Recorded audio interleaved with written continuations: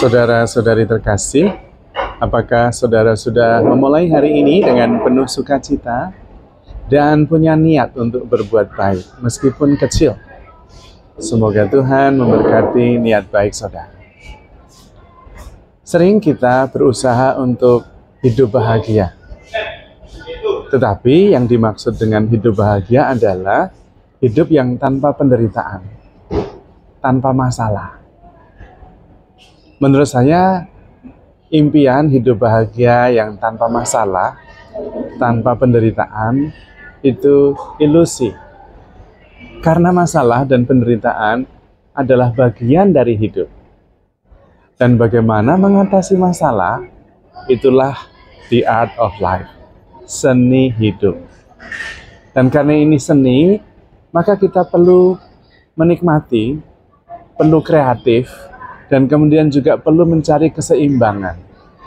Nah, disitulah kemudian hidup menjadi menarik, menakjubkan, dan kemudian bukan hanya hitam dan putih.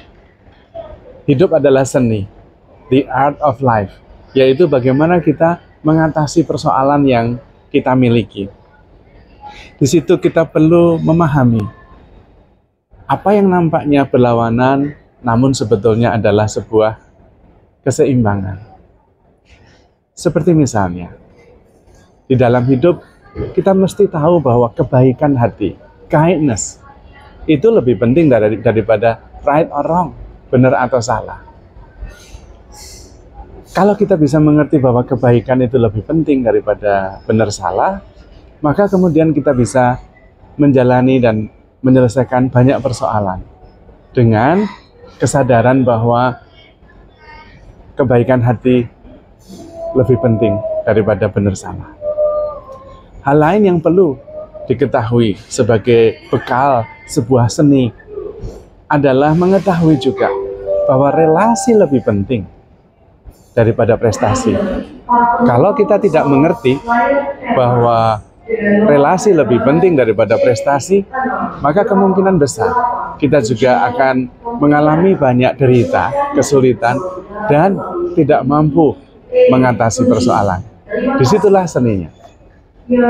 Kita juga perlu menyeimbangkan kehidupan kita, bahwa hidup bukan hanya masalah fisik, masalah materi, masalah duniawi, tetapi hidup terutama adalah masalah menghayati diri sebagai spiritual being, makhluk rohani, yang bisa melihat setiap persoalan dan sekaligus mengatasinya, mentransendensinya.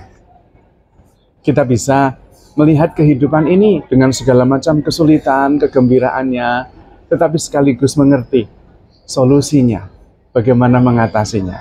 Itulah the art of life.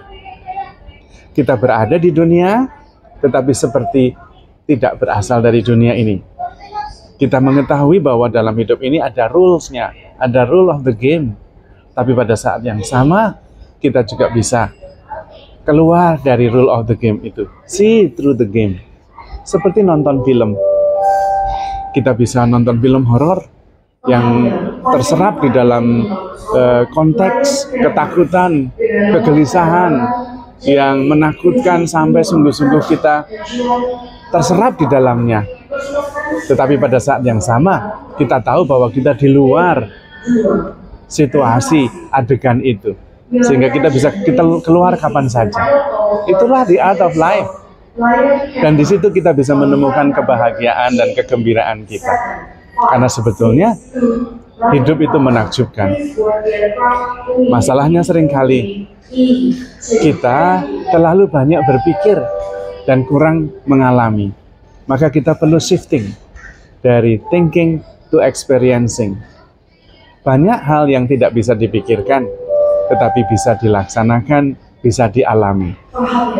Mengalami saja adalah sebuah rasa syukur.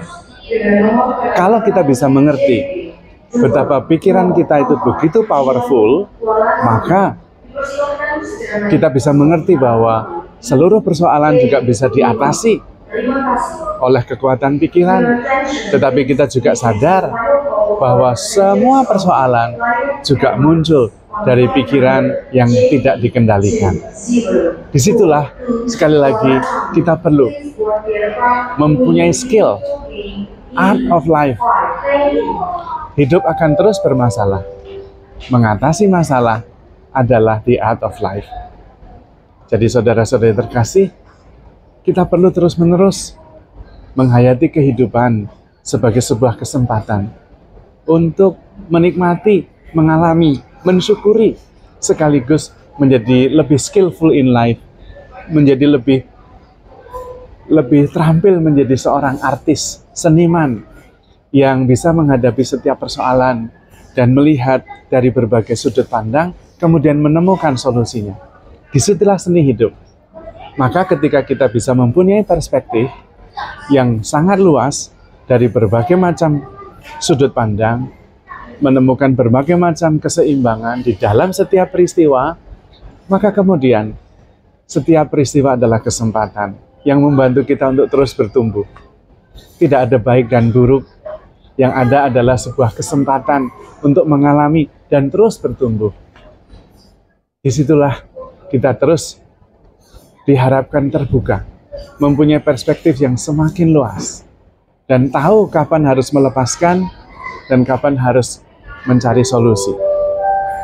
Banyak hal yang harus dilepaskan karena kebanyakan hanyalah memori yang sebetulnya sudah berlalu.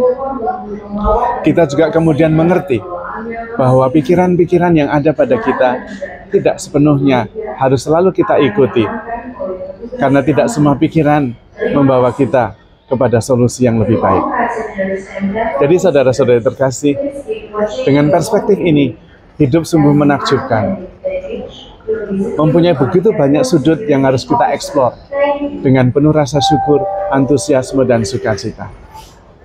Maka saudara-saudari terkasih, handle yourself with care because you are loved. Tuhan memberkati.